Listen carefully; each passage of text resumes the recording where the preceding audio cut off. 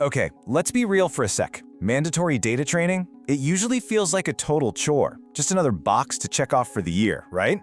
But what if that's the completely wrong way to look at it? Today, we're going to talk about how to transform that boring compliance task into your company's single most powerful line of defense. First up, let's talk about the stakes. Just look at this number, $4.45 million. Let that sink in. That was the average cost of a single data breach in 2023. And that's a record high. We're not just talking about lost files here. This is about massive fines, insane recovery costs, and honestly, the kind of damage to your reputation that can take years to fix. So, where do these catastrophic multi-million-dollar problems even come from? You're probably picturing some sophisticated hacker in a dark room, right? Well, the truth is a lot closer to home. A whopping 80% of data breaches involve a human element. Yeah, the weakest link isn't your firewall or your software. It's often just a simple, preventable human mistake. Which, leads us to a really uncomfortable question. Could the biggest threat to your company's security not be some shadowy outside force, but the very people you work with every single day? It's a tough thing to think about, but we have to ask it. But here is the critical pivot. The problem isn't your people, it's the training we give them. Your team isn't a liability waiting to happen. They are your greatest untapped defensive asset. The real issue is that most training is just broken. It's outdated and it fails to empower them. So let's talk about how to fix that. So where do we even begin? Requirement number one, you have to hook them with the content.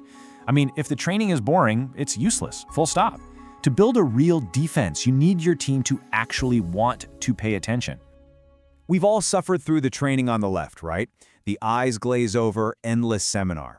The goal is to get to the right. We got to think less lecture and way more interaction. We're talking about short, bite-sized modules, interactive quizzes, maybe even some gamification that makes the lesson stick because it's active and, dare I say it, maybe even a little fun. And look, this isn't just some nice-to-have idea. It has a real, measurable impact. An incredible 92% of employees say that when training is engaging, it positively impacts how committed they feel to their jobs. It's simple, really. When the training is better, people don't just learn more, they actually care more. Okay, so you've got them engaged. That's awesome. But how do you keep them that way? Well, that brings us right to requirement number 2. You have to make learning a habit. Real security awareness isn't a one-time event. It has to be woven into the very fabric of the workday. A really powerful idea here is something called just-in-time learning. So picture this, an employee is about to download a huge file full of sensitive customer info. Right at that exact moment, a quick 2-minute tutorial about handling that data securely pops up. By delivering the lesson precisely when it's needed most, it becomes practical, immediate, and way more likely to stick. The end game here is to shift from that once-a-year-and-done mentality to a state of always-on security awareness. It's about making safe data handling a reflex, an instinct, not something you have to remember from a boring seminar you took 6 months ago. And that always-on idea leads perfectly into requirement number 3. The old one-and-done training model is, well, it's done.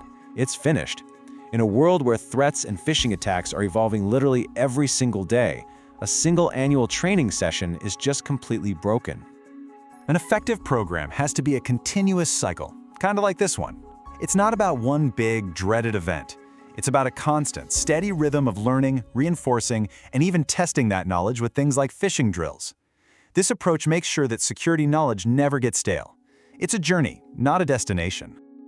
But even the most continuous training program will totally fail if the content isn't right. And that's requirement number 4. You have to accept that one size fits none. To really work, training has to be personally relevant to each person's job. I mean, just think about it. Your IT admin, your HR manager, and your top salesperson. They all handle wildly different kinds of data and face completely different risks. The IT team needs deep dives on access controls, while HR needs to be experts on privacy principles. Tailoring the content like this makes sure every single employee gets exactly what they need for their role, and you're not wasting their time with stuff they don't. All right, so you've built this amazing, engaging, continuous, and tailored program. Awesome. But how do you actually know it's working? Requirement number 5 is maybe the most important. You have to prove it.